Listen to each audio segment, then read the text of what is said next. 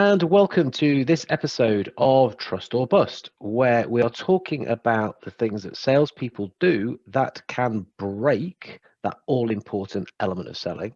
And we're looking at different parts of sales. And so in this episode, we're going to talk about closing. There's a lot talked about closing, there's a lot written about closing. So we better define exactly what we're talking about. So Moed, how are we defining closing for the purpose of this discussion? Yeah, a good starting point. So closing is not the aggressive closing tactics of winning the sale or getting agreement or getting the contract or producing your ready-made contract and slapping it on the table and getting someone to sign it, which all of which people tend to only do at the end of the sales discussion. Closing in for our definition and for best practice purposes is about gaining commitment. And gaining commitment does not need to happen at the very end. In fact, it should not be the only case that happens. Okay, so we're not back in time going all 80s on everyone. I'm going to teach them loads of ABC tactics and Glenn Ross, coffee for closers and all that sort of business then. Most certainly not. We're not living in the 80s. It's not what we're about. Okay, so I mean, by saying that, I'm being a bit facetious, but that I'm guessing that's the kind of thing that salespeople are doing, or if they've got that mentality, where they're going to break trust, where they're going to go wrong. Is that right? Yeah, so one of the important things of gaining someone's trust is to gain that person's commitment, which is our definition of closing, right? And gaining someone's commitment requires you to have them come with you along the journey. So if you're just talking at someone and not inviting their commitment, not inviting them to share something, which is another form of gaining commitment, then you haven't really brought them along the journey. And then all of a sudden you're slapping them with a request for a commitment, and a big commitment right at the end.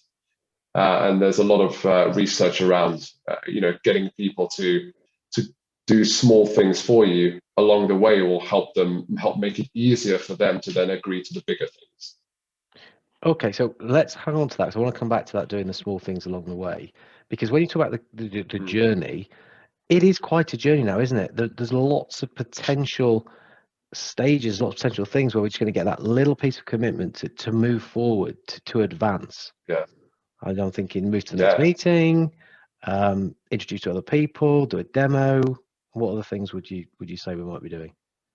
Yes. It's all those things and more, right? So gaining commitment happens at every stage of the sales or buyer's process. And what we need to do is understand what are the commitments that we want them to adhere to and to commit to doing. So two broad sweeping examples will be number one, gaining the buyer's commitment to move from, say, first meeting to a demo or a second meeting, whatever it is, however it is you want to define. So gaining that person's commitment, and this is not about forcing them to do it. This is you've done the right things, and during the meeting, which is what the best salespeople do, they ask the buyer, let's bring up our diaries together. Let's agree on a time right now. That is gaining commitment, not, okay, we agreed to talk about this. Let me come back to you on some dates and times, which is what the buyer would normally say. That is not gaining commitment. Gaining commitment is a firm, fixed, agreed action step that is going to happen, or most likely going to happen. The second example for gaining a commitment will be, usually if done right, both of you will have tasks, right, at the end of a meeting, agreed next steps. You as a salesperson, them as the buyer, right? So gaining commitment to ensuring that they are going to do their part, because you as the seller are surely, hopefully going to do your part, gaining that commitment, some form of accountability that they will do it and that they will come prepared or will take those steps, that's another form of gaining commitment. But it happens all throughout the sales process. All the way, yeah. It's what we can sometimes get caught, can't we, in a continuation where we think things are moving forward because you liked it, you've agreed that you like it, but nothing's actually logged as going to happen next. And that's the difference between a commitment the commitment, so continuation, and an advancement. We're looking for advancements, yeah. So Yes, you we're said looking something for really advancements. interesting. And no, go ahead. No, it's just something really interesting then about we're looking for advancements and that we invite them to do something. And you're going to tell us about some psychology and how using small increments, small things is a good way to do this. Yeah, there's a bunch of research out there that have shown this, and certainly books such as, Robert Cialdini's, which is 50 Ways to Get to Yes, and The Influential Mind by Talia Sharot, all very well-known books. But it's quite well known. To get someone to take a big commitment, don't ask them for the big commitment first. Ask them to make small commitments, right? And numerous small commitments before doing so. So why is that important? From the buyer's perspective, it makes them feel comfortable because smaller commitments should hopefully mean smaller effort and therefore lower risk. And as they take, and those smaller commitments should be incremental along the journey towards the big commitment. Even better if those smaller commitments formulate a part of that bigger commitment. So every time they take those smaller commitments, you're shaving away the size of the bigger commitment that you will ask later on.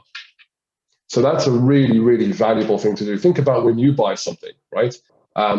When you're buying something that's quite big or you're making a big decision on something, you break it up into small, little decisions, right? So you say, well, if I'm going to buy this house, for example, well, first thing I want to look at is, okay, I need to check my credit rating.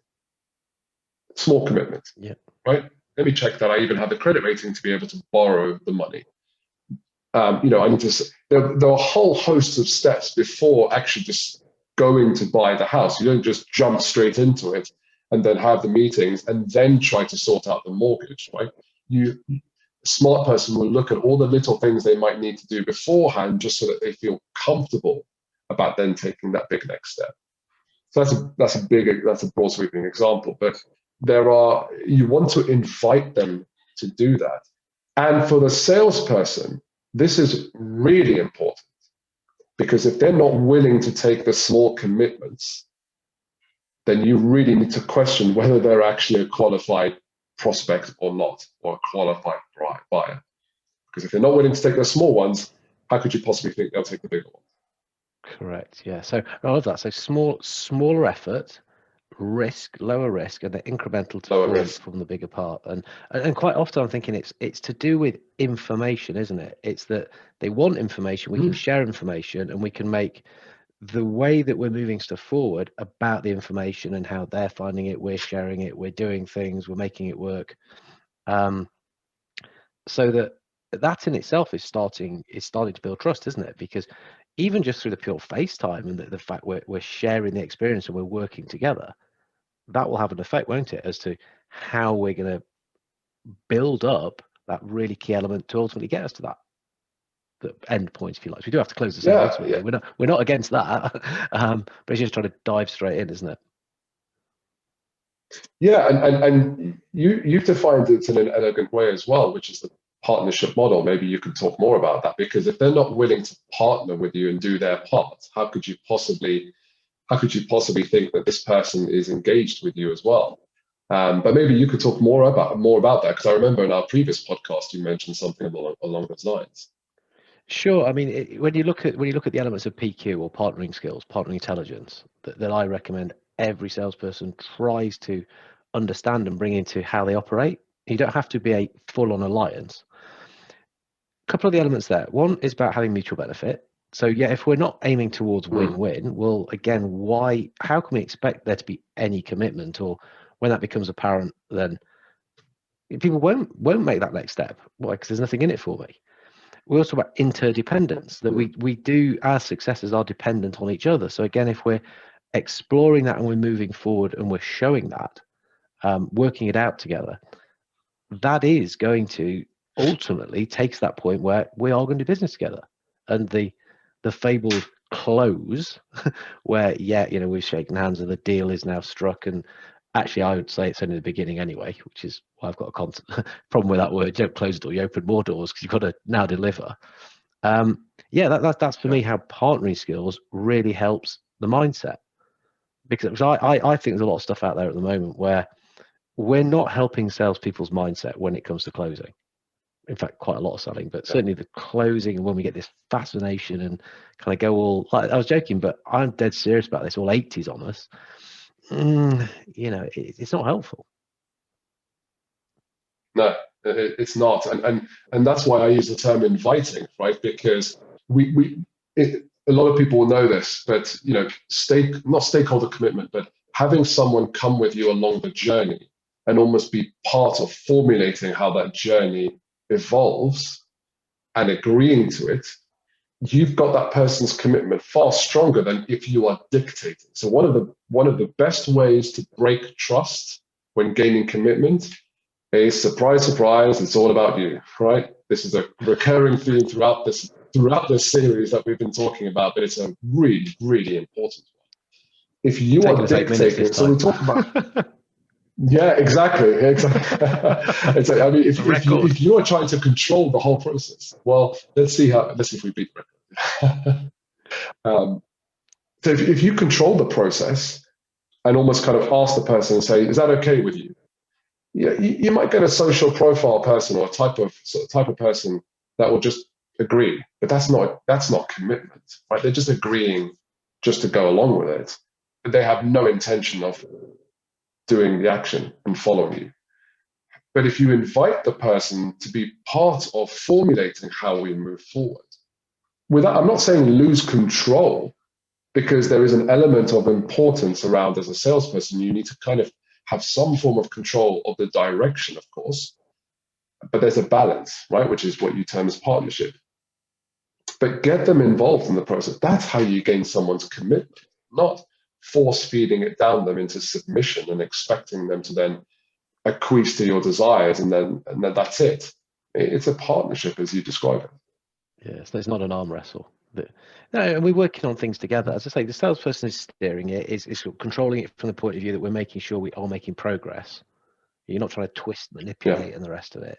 And for me, the most elegant way I've heard of doing this, when we get to the point of whatever step we need to make next, is what James Muir talks about in his book, The Perfect Close, because he studied the language patterns, he studied a lot of the information, and it brings some of the psychology into it.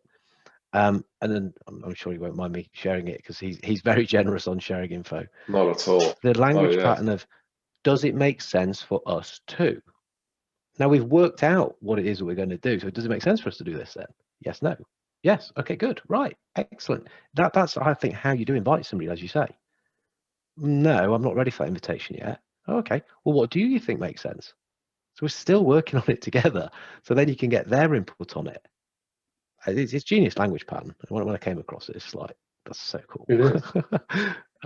Because let's break that down as well. Yeah, and by the way, that last part's really great, because someone says, well, no, that doesn't make sense, and then you ask them, well, what does make sense? And oftentimes it's because some form of action has to be conducted by the buyer for it to then be able to make sense, or there's some sort of information or something that you as a seller haven't done or is missing that the buyer needs to see as well, right? In which case, you're now on a path to having that other form of commitment we talked about, which is some form of homework, some form of next steps. So it's a great way. That's a great example of how to gain someone's commitment and advance the sales process in an elegant way. And it comes with that ethos, that mindset. We want to work together. We want to move it forward. We want to do the right thing, right time. And I do get worried if people have learnt closers and it's still out there. People are like, oh, use the Ben Franklin, use the whatever, and people are just going to go, no, and you will bust all credibility.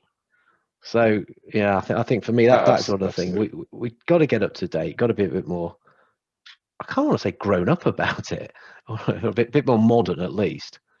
And that is what's going to help us to not build trust, maintain trust, and keep the sale alive.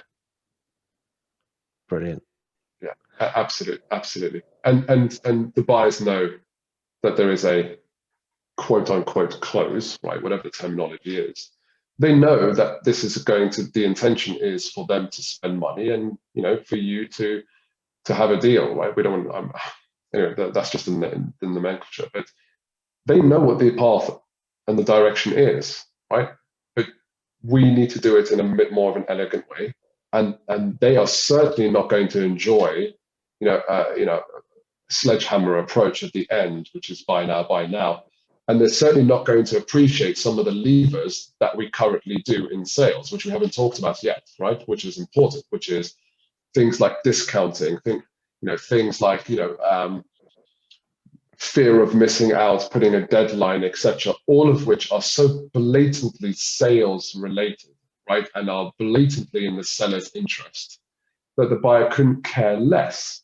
I had a buyer once in my early days in sales when we were encouraged to do this discounting, and I was listening in on this call. It wasn't my call, but I have experienced something similar. And someone tried to do the discount, and they said it's going to, this is going to run out by the end of this month. And the buyer said, well, I'll wait until the next month. And the seller was flustered and said, well, no, we were not going to have this offer then, because I'm sure you will. Yeah. At the end of every month, funny enough, because that's what happens, because you'll get desperate for your results. You've trained us to behave like that as buyers. Yeah. Crazy to think that the buyer doesn't realize that. The average buyer has, I think, something like 5 to 10 more years. I can't remember the exact number, but it's in that range of 5 to 10 more years experience buying, not in their profession, buying, than the average seller has experience selling. We forget that buyers go through buying courses because there's a huge amount of responsibility. So they know all the tricks of the trade. They know the game better than you do. So, quit trying to trick them. Stop trying to trick them and try to do business with them. I think we end on that. Quickly, stop trying to trick them and start doing business with them. Best advice you can give about closing.